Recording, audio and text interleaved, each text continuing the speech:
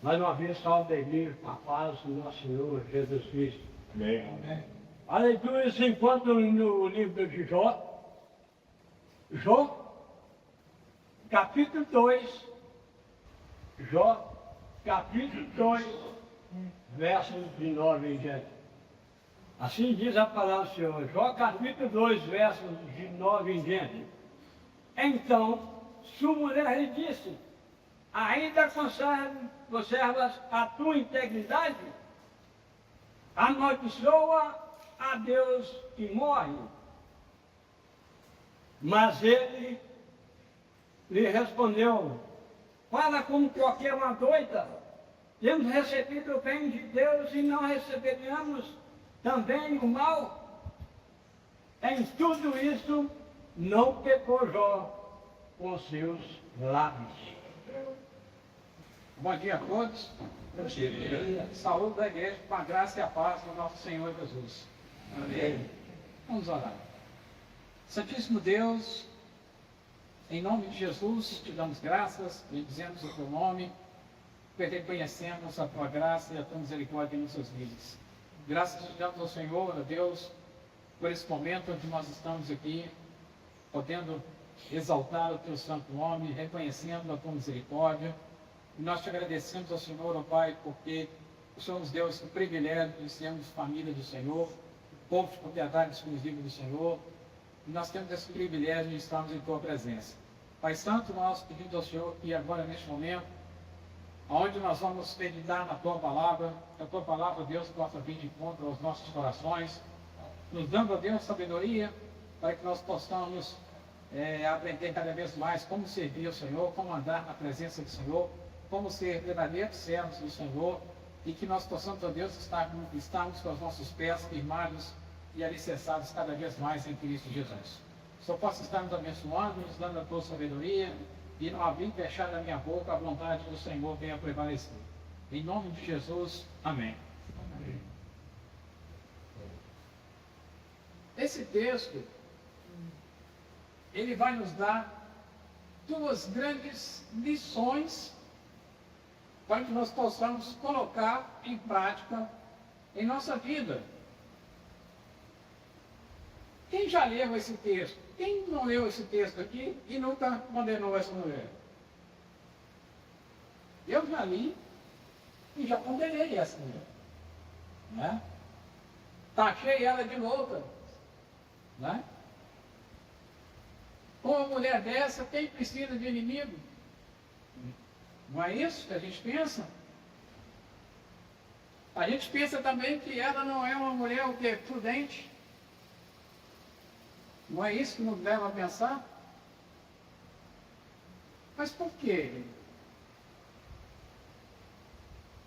Por que ela falou isso com Jó? Né? Ela diz aí, então a mulher diz, ainda conserva na tua integridade, amaldiçoa a Deus e morre. Uma coisa que nós temos que aprender é o quê? Primeiro, parar e analisar a situação. Muitas vezes nós tomamos decisões precipitadas porque nós não paramos para poder pensar, ver o que está se passando na vida da pessoa e julgamos sem tomar conhecimento do que se passa. Tomamos decisões o quê? Precipitadas. Eu fui um dos que condenei essa mulher, a atitude dela. Mas, veja bem, sem parar para poder ver o que estava passando na sua vida. A minha tradução aqui, tem algumas traduções que ela vai falar aí, versículo 10, né, quando Jó responde, fala, mas ele respondeu, falas como qualquer doida. Algumas traduções falam como qualquer insensata. Eu não sei se tem alguém que tem essa tradução, mas a do Marcelo fala que é insensata. Né? O que é insensata? Agir sem razão, impulsivamente, dominada pelas emoções ou por seus próprios sentimentos, sem discernimento. Ou seja, então uma pessoa age no calor o quê? Da emoção. Age sem razão, sem parar para poder pensar. Outras traduções diz, age como uma tola. O que é uma tola? Age sem prudência, com falta de bom senso, age por impulso e sem considerar o impacto de suas atitudes. Ou seja, uma pessoa que age sem parar para pensar na situação. Não pensa no que aquilo que ela está falando pode causar um impacto muito grande. Outras traduções diz doida ou louca. Doida ou louca é a mesma coisa. A minha fala doida. O que significa isso? Não significa apenas falta de sanidade mental. Ou seja, então, quando a gente acha que uma pessoa é doida, falta ter nela o quê? Sanidade mental. Não é isso que nós pensamos? E aí o que diz aqui? Mas principalmente alguém que rejeita Deus e a sua sabedoria, agindo com insensatez, sem parar para poder pensar, com rebeldia e decência, tomando decisões erradas por não seguir a razão divina, que é vista como uma loucura espiritual. Ou seja, então isso aí encaixa diretamente na vida dessa mulher, que falou sem pensar, sem discernir o que estava falando, movido o quê? Pelas emoções. Vamos parar para poder imaginar essa mulher. Se você virar a sua página aí, capítulo 1, olha o que diz. Versículo 1. Havia na terra de Uz um homem cujo nome era Jó, homem o quê? Íntegro, reto, temente a Deus e que se desviava do mal. Ou seja, então ela tinha um marido exemplar, um marido que toda mulher queria, né? Ou seja, então nós poderíamos ser também igual a Jó, mas nós, infelizmente, nós não conseguimos ser igual a ele, né? Mas, ou seja, era o sonho de toda mulher ter um marido igual a esse homem. Nasceram que desse relacionamento 10 filhos, 7 homens e 3 mulheres. Olha o que diz aqui, versículo 3. Possuía 7.000 ovelhas, 3.000 camelos, 500 juntas de boi, 500 juntas de jumentas. Era muito grande e numeroso o pessoal ao seu serviço, de maneira que esse homem era o quê? O maior de todo o Oriente. Além de ser um homem íntegro, reto, temente a Deus, que se desviava do mal, ele era o quê? Riquíssimo financeiramente, ele era o maior do Oriente. Não tinha ninguém que tinha mais posses do que Jó. E aí fala também, versículo 4, e seus filhos iam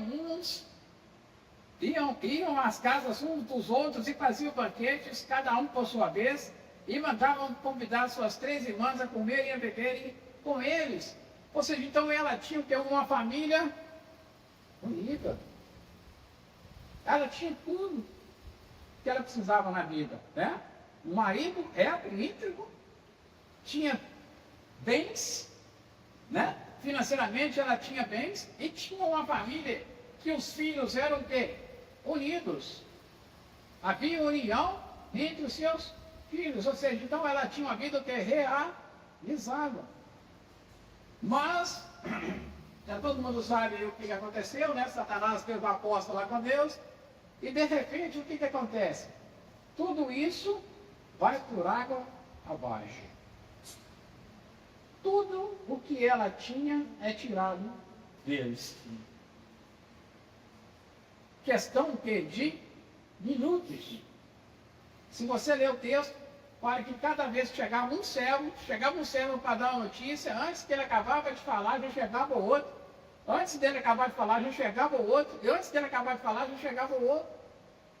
Ou seja, dando a notícia, eles perderam tudo, até os servos. Restaram apenas o que? 4 servos.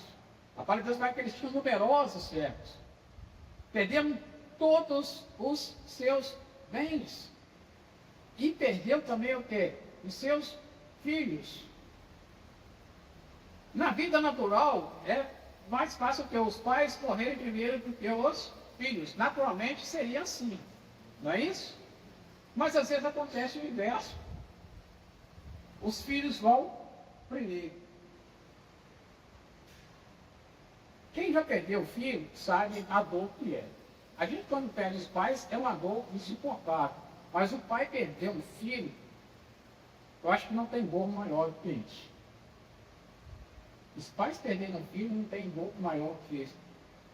Nós perdemos o Felipe, e aí, alguns anos atrás, uns 2, 3 anos atrás, que foi uma dor enorme na família.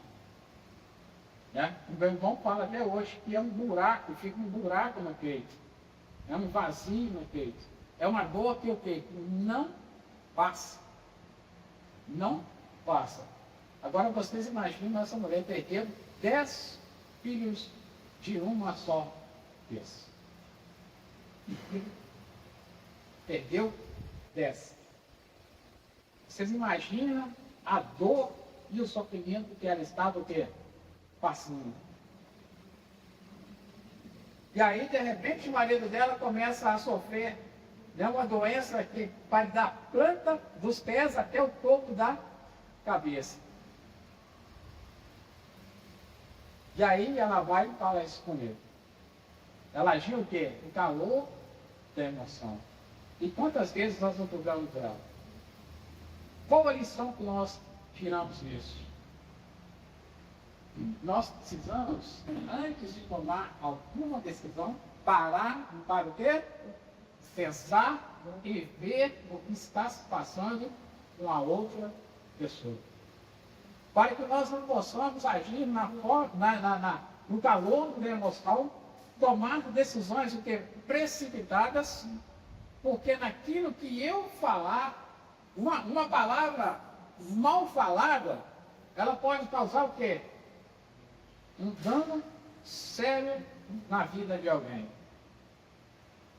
Uma decisão mal tomada pode causar um dano sério na vida das pessoas.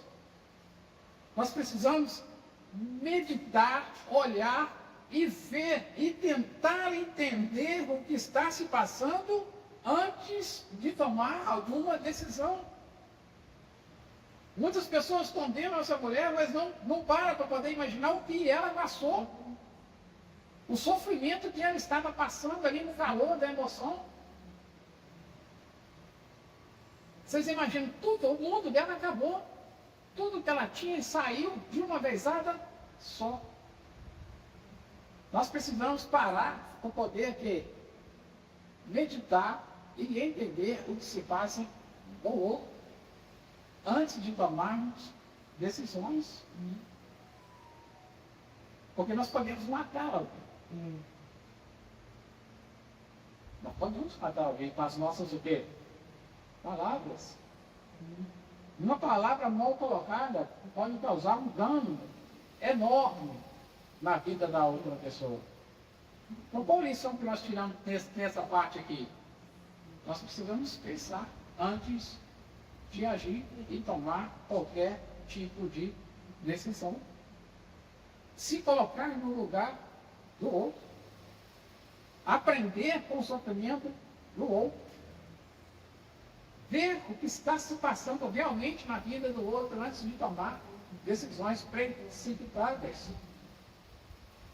O segundo ponto é que Jó, mesmo passando por todo aquele sofrimento, em momento algum, ele pecou contra Deus. Em momento algum, Jó desanimou no seu coração de servir a Deus.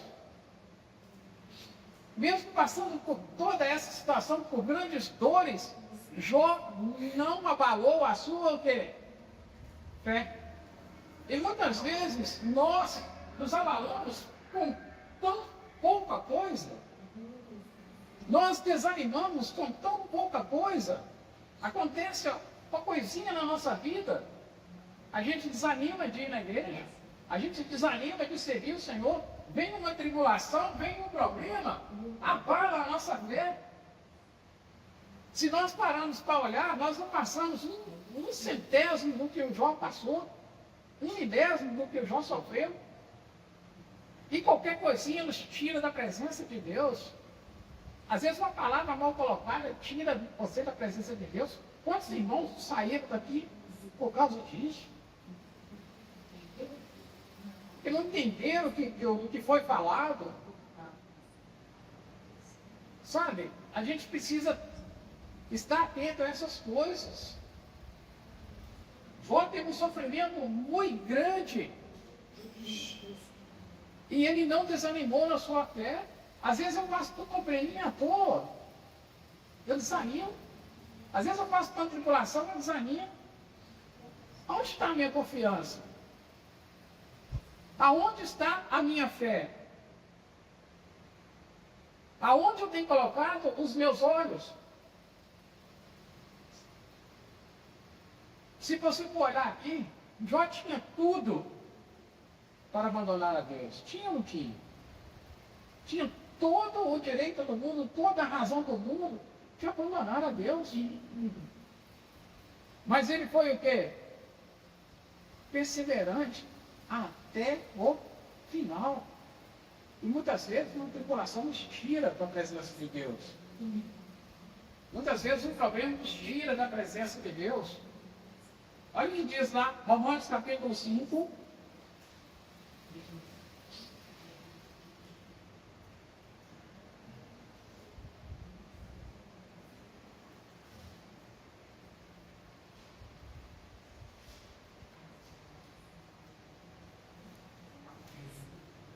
Romanos capítulo 5, versículo 1.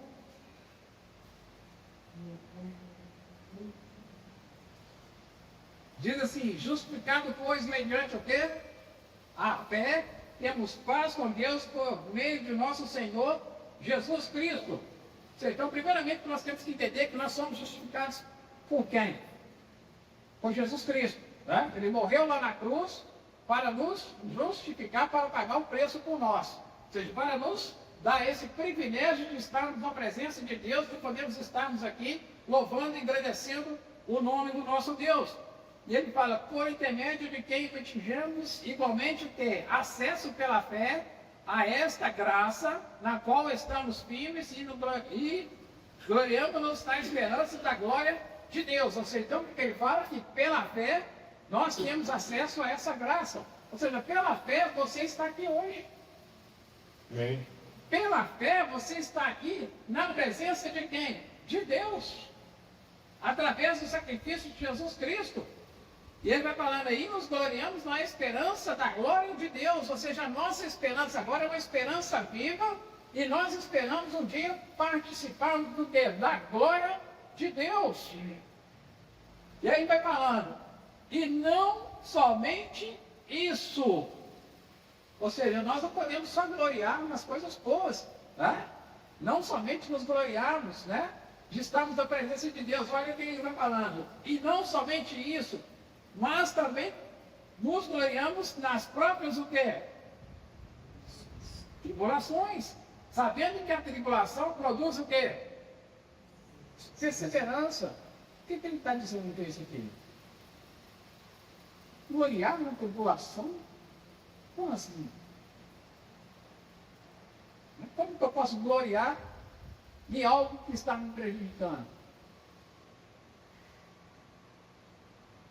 Ele está dizendo para você aqui que você tem que confiar em quem? Em Deus. Porque a sua confiança em Deus vai produzir em você o que? Perseverança. Quando nós passamos por tribulação, a nossa confiança tem que estar onde? Alicerçada e firmada em Deus. Deus é a nossa fortaleza, Deus é o nosso sustento. Quando nós passamos por tribulação, você pode ter certeza que Deus está com você o tempo todo. O tempo inteiro. Muitas vezes você pode até achar que não, mas Ele vai estar lá do seu lado. Ele está lá do seu lado, cuidando de você, te ajudando a suportar esse momento. E Ele vai falando aqui que a tribulação produz em nós ter perseverança, ou seja, isso vai despertando em nós cada vez mais a nossa confiança em Deus, para que nós possamos ter perseverar. Em que momento Jesus falou que ia ser um mar de rosas? Em que momento a palavra de Deus fala com você que seus problemas vão acabar a partir da sua conversão? Em momento algum. Tanto que Jesus falou, olha, no mundo sofrereis em quê? Aflições. Ele já estava nos preparando para isso. Nós vamos passar por aflições, nós vamos passar por momentos difíceis. Mas o que ele fala? Tem de bom ânimo. Ou seja, persevere. Ele fala, eu venci o mundo. E nós estamos do lado daquele que venceu o mundo. Então a palavra de Deus fala que a tribulação em nós produz o quê? Perseverança. E aí vai falando, ó, e a perseverança, experiência. E a experiência o quê? Esperança. Você vê que uma coisa vai puxando a outra. Perseverança vai trazendo o quê? Experiência. Ou seja, quando nós passamos pelas tribulações, nós estamos capacitados ao quê? Ajudamos os outros. Nós temos experiência para poder ajudar na tribulação uns dos outros. Nós estamos capacitados para auxiliar o outro irmão que está passando por tribulação. Uma coisa vai puxando a outra e ele vai falando, e a experiência o quê? Esperança. Que esperança é essa? Esperança de vida eterna.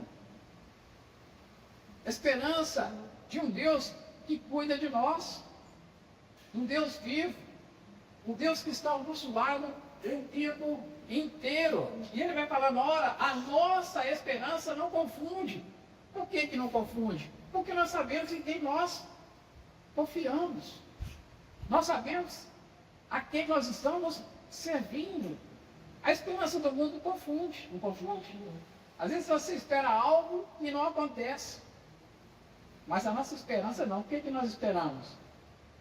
A vida eterna, a glória de Deus. E essa esperança não se confunde, porque ela não vai ser tirada de nós. É a nossa confiança o quê? Em Deus. Ele vai falando, olha, a esperança não confunde, porque o amor de Deus é derramado em nosso coração pelo Espírito Santo que nos foi o quê? Dado. A nossa esperança não se confunde, porque ela vem do Espírito Santo de Deus que habita onde? Em nós. Habita em nosso coração. Então a nossa confiança em Deus, ela jamais pode ser o quê? Abalada. Ela não pode ser abalada. A nossa confiança em Deus, ela tem que ser o quê? Firme. E alicerçada. Olha o que diz, virando a página um pouquinho para frente, em Romanos capítulo 8.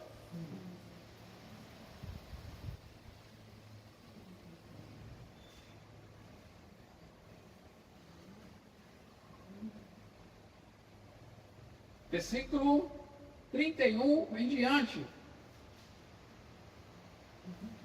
Que diremos, pois, à vista dessas coisas? Se Deus é por nós, quem será o quê? Se Deus é por nós. O que está falando aqui? Que Deus é por você. Deus é por mim. Deus é pela tua igreja. Deus é por cada um de nós. Quem será contra nós? Se nós estamos ao lado daquele que criou todas as coisas e pode todas as coisas. E aí ele vai falando, aquele que não poupou o seu próprio filho, antes por todos nós o entregou, porventura não nos dará graciosamente com ele todas as coisas? E olha o que ele vai falar, quem tentará acusação contra os eleitos de Deus? E quem os é Deus quem os justifica. Ou seja, não tem mais acusação sobre nós. O inimigo não pode mais nos acusar, porque Deus nos justificou em Cristo Jesus. E ele vai falando, quem os condenará? É Cristo Jesus quem morreu, ou antes ressuscitou, o qual está à destra de Deus e também intercede por nós. Você entendeu o que está falando? Que Jesus Cristo morreu, ressuscitou, está onde? E está o quê? Intercedendo por nós. Ele está lá ao lado de Deus, intercedendo por cada um de vocês. E ele vai falando, olha, quem nos separará do amor de Cristo? O que pode nos separar desse amor tão grandioso? E ele fala, será tribulação, ou angústia, ou perseguição, ou fome, ou nudez, ou perigo, ou espada? O que vai te separar? Tem muitas pessoas que são levadas pelas tribulações, que são levadas pelos problemas, e abandonam a Cristo, abandonam a Deus, deixam o amor de Deus, viram as costas para Deus. O erro está onde? Na palavra de Deus? Não. Ou na nossa confiança em Deus? Com certeza na nossa confiança em Deus. Quando você abandona, é porque você não está dando seu pé alicerçado. Você não tem confiança. Falta fé. Falta de fé. Porque Jesus está falando aqui, olha, o que pode nos separar? Será tribulação? Será angústia? E olha o que ele vai lendo aí. O que vai falando. Como está escrito, por amor de ti somos entregues à morte em todo dia. Fomos considerados como ovelhas para o matadouro. Em todas estas coisas, porém, somos mais do que o quê? Por meio daquele que nos... Quando a minha fé está firmada em Cristo Jesus, nada me tira da sua presença.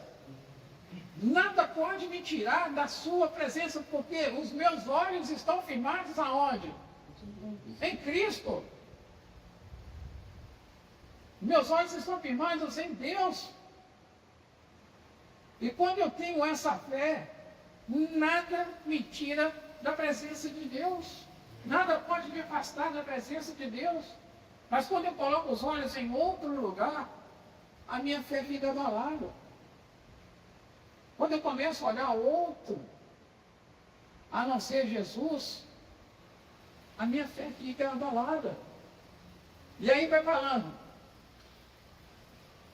porque eu estou bem certo de que nem a morte, nem a vida, nem os anjos, nem os principados, nem as coisas do presente, nem do porvir, nem os poderes, nem altura, nem profundidade, nem qualquer outra criatura pode separar-nos do amor de Deus que está em Cristo Jesus, nosso Senhor. Ou seja, nada neste mundo pode nos separar.